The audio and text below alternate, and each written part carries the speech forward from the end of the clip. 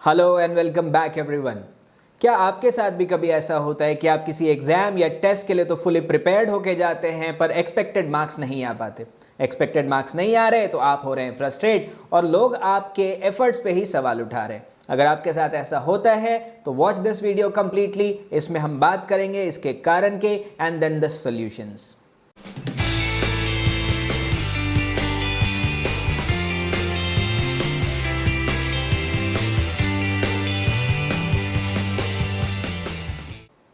आइए सबसे पहला कारण जानते हैं। सबसे पहला कारण जो है बच्चे वो है अंडर प्रिपेयर्ड होके जाना।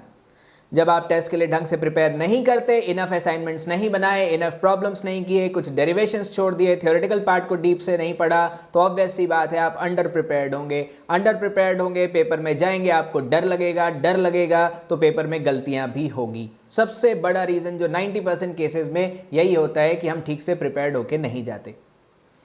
अगर हम ठीक से प्रिपेयर्ड होके नहीं जा रहे हैं, इसके पीछे दो कारण होते हैं। या तो हम क्या करते हैं, या तो हम अपना टाइम ठीक से मैनेज नहीं कर रहे, जिस कारण से क्या है हमारे पास सेल्फ स्टडी के लिए टाइम ही नहीं है। जब हमारे पास सेल्फ स्टडी के लिए टाइम ही नहीं होगा तो ऑब्वियस सी बात है हम टेस्ट के लिए प्रिपेयर ढंग से नहीं हो सकते।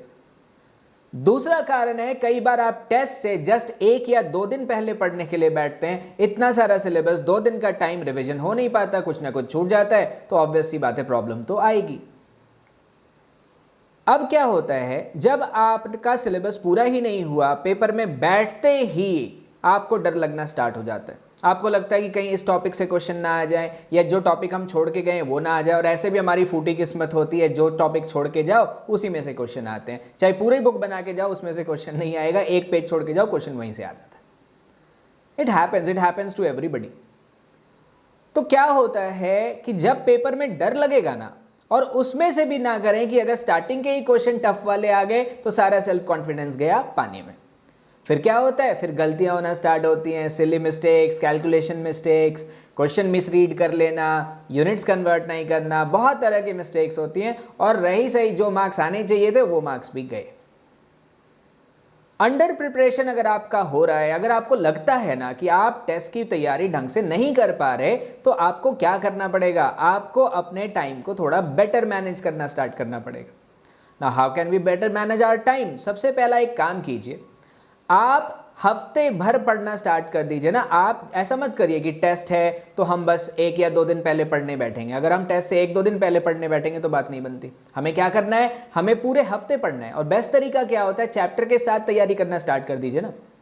जो चैप्टर चल रहा है डेफिनेटली वो टेस्ट में आने वाला है। और क्या होता है, जनरली आपको अगले 3-4 टेस्ट का सिलेबस और डेट पहले से पता होता है, तो आप प्रॉपरली मैनेज करके चलिए कि हाँ आज मैं इस टॉपिक को करूँगा, आज इस टॉपिक को करूँगा, आज इस टॉपिक को करूँगा।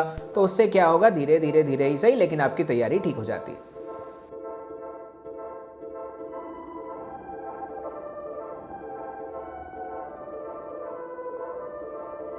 इस बात को समझिए, कई बार एग्जामिनेशन एंजाइटी जो है वो अंडर प्रिपरेशन की वजह से नहीं होती। कई बार क्या होता है, हमारा दिमाग शांत नहीं रहता।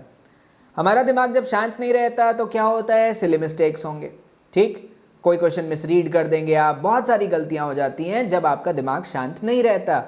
You should know how to control your mind.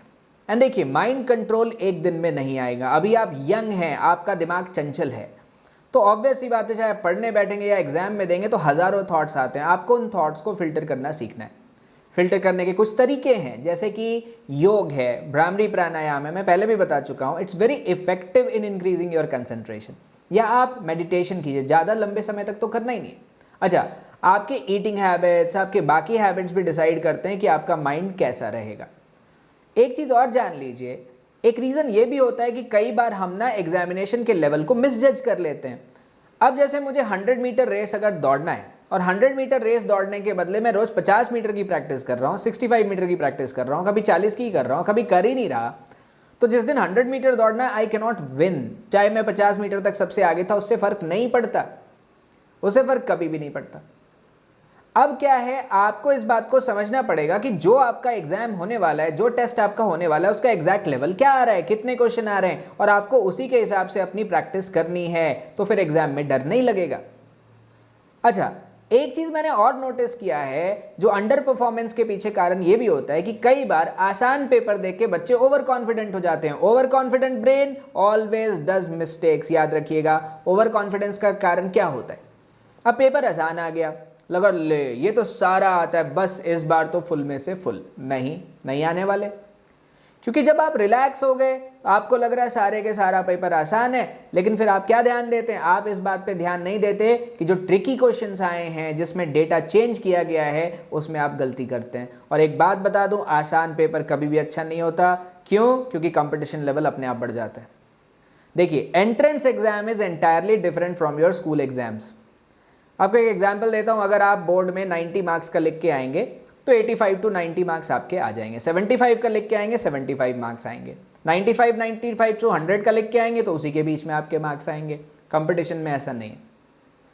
Competition में अगर आप अपना पेपर ब्लैंक भी छोड़ के आ जाते हैं तो आपकी ऑल इंडिया रैंक 1 आ सकती है, बशर्ते पूरे इंडिया के बच्चे सारे क्वेश्चन गलत करके आए, उनके नेगेटिव में मार्क्स आए। नेगेटिव में सबसे बड़ा नंबर 0 आएगा, आपकी ऑल इंडिया रैंक 1 आ गई।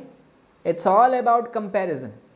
भूलिए मत, अगर आपका पेपर आसान आया तो सबका तो पेपर आसान आया है, सबको वही फील हो रहा है, तो वहां पे मार्जिन ऑफ एरर बहुत घट जाता है। तो आपको क्या करना है? आसान पेपर भी अगर आया है तो आपको अपने दिमाग को शांत रहना है। ओवर एक्साइटेड मत हो जाइए, ओवर एक्साइटेड होंगे गलतियां करेंगे। दूसरा, अगर पेपर टफ आ गया, बच्चे घबरा जाते हैं बुरी तरह से। ये मत भूलिए सबका पेपर टफ आया, इनफैक्ट टफ पेपर तो बेटर होता है। क्यों? क्योंकि उसमें गलतियां लोग ज़्यादा करेंगे, कट ऑफ्स जनरली नीचे जाती हैं, कट ऑफ्स नीचे जाएंगे तो आपकी रैंक अच्छी आ जाएगी। पेपर सबके लिए सेम आया है, सिर्फ आपका पेपर टफ नहीं दिया है उन्होंने। तो इससे क्या होता है, आपको क्या करना है? आपको चाहे टफ पेपर आ जाए, चाहे आसान पेपर आ जाए, एग्जाम में आपको काम रहना है। काम कैसे रहना है? आप अच्छे से प्रिपेयर करके जाओ, लंबे समय से प्रिपेयर करो, आप देखो परफॉर्मेंस बढ़ेगी आपकी।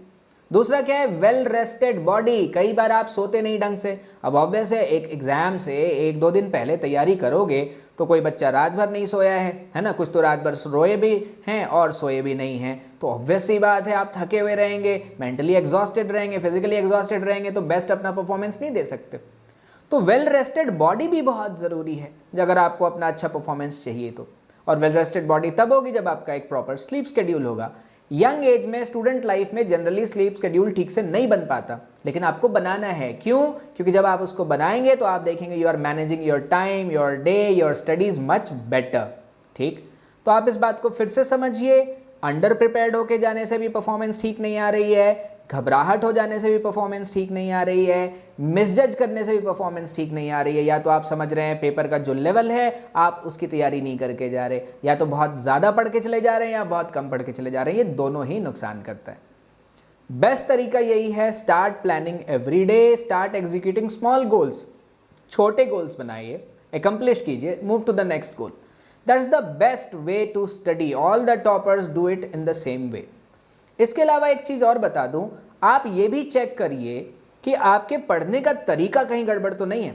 जैसे मैं आपको एक एग्जांपल देता हूं, मैं कुछ साल पहले स्विमिंग सीखने के लिए गया, तो सबसे पहले दिन क्या हुआ कि मैंने देखा पूल में बहुत ज़्यादा भीड़ है, तो मुझे नहीं पता था कि पूल इस तरफ नैरो डेप्थ होता है और दूसरी तरफ ज़्यादा डेप्थ होता है।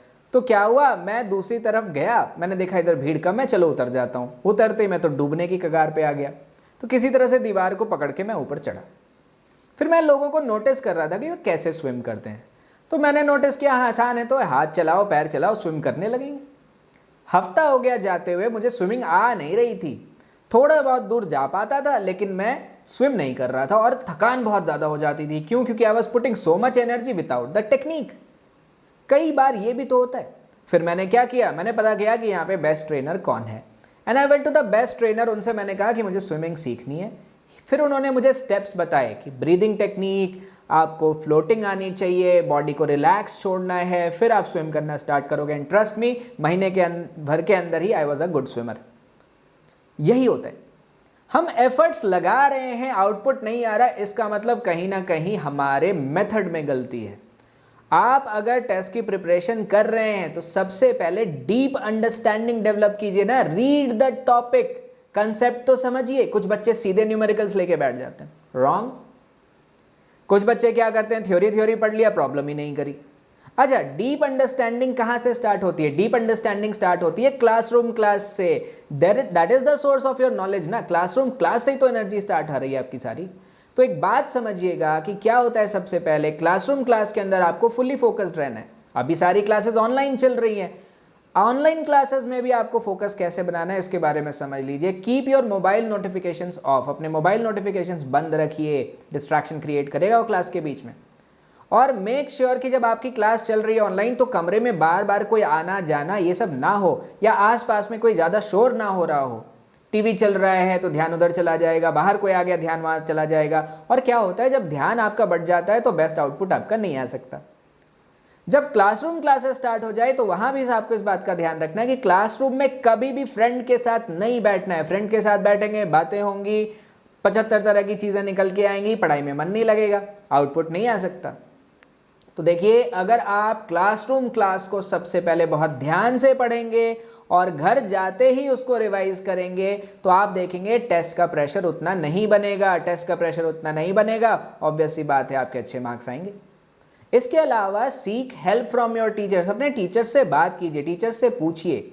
अच्छा, कई बार क्या होता है, कुछ टेस्ट में अगर एक दो टेस्ट में अगर अच्छे नंबर नहीं आए तो पैनिक मत कीजिए। कई बार क्या होता है, बच्चा उस चीज़ को बिल्कुल दिल से लगा लेता है कि इसमें तो टेस्ट में नंबर नहीं आए। हाँ, कंसिस्टेंटली अगर आपके नंबर खराब आ रहे हैं इसका मतलब you have to improve yourself. आपको स्टडी आवर्स बढ़ाने हैं, आपको अपना तरीका सही करना है, आपको इसके अलावा क्या है, लंबे समय से प्रिपेयर करना है। लंबे समय से प्रिपेयर करेंगे, स्ट्रेस नहीं होगा, अच्छे से आपके मार्क्स आने स्टार्ट हो जाएंगे। छोटे समय में प्रिपेयर करेंगे, गलतियां होंगी। इसके अलावा टीचर से हेल्प मांगिए। और क्या है, आप कोशिश कीजिए कि टॉपर्स कैसे पढ़ते हैं उनसे भी तो डिस्कस कीजिए ना, हाउ डू यू स्टडी, उनके स्टडी स्टाइल को देखिए। फिर आप ये देखिए कि क्या आपको बेस्ट सूट करता है। अगर ये चेंजेस आप लाएंगे तो मुझे लगता है आराम से आपके अच्छे मार्क्स आना स्टार्ट हो जाएंगे। और बार बार नई चीज़ें नहीं पढ़नी है, रिवीजन करते रहना है। बार बार रिवीजन कीजिए, पर्सनल नोट्स बनाइए, देखिए व्हाट सूट्स यू, उसके हिसाब से करेंगे तो मुझे लगता है एफिशिएंसी आपकी बढ़ेगी। तो बच्चों, जो स्टेप्स मैंने आपको बताए अगर आप उसको एनालाइज करेंगे, आप ना अपने आप को एनालाइज कीजिए कि आपके मार्क्स कम क्यों आ रहे हैं, और इनमें से अगर कोई भी कारण है तो आप उसको सॉल्व कीजिए। You will see that your efficiency will increase. And Rome was not built in a day, समय लगेगा, इंप्रूवमेंट आने में भी समय लगेगा। अगर आप अच्छी आदतें डालेंगे भी तो it will take some time. So be patient, ठीक है ना बच्चे? ध्यान से पढ़िए, अच्छे से पढ़िए, लगातार पढ़िए, रैंक आएगी, कोई बड़ी बात नहीं है। You can do it, believe in your self, I believe in you, you will do great things. Thank you.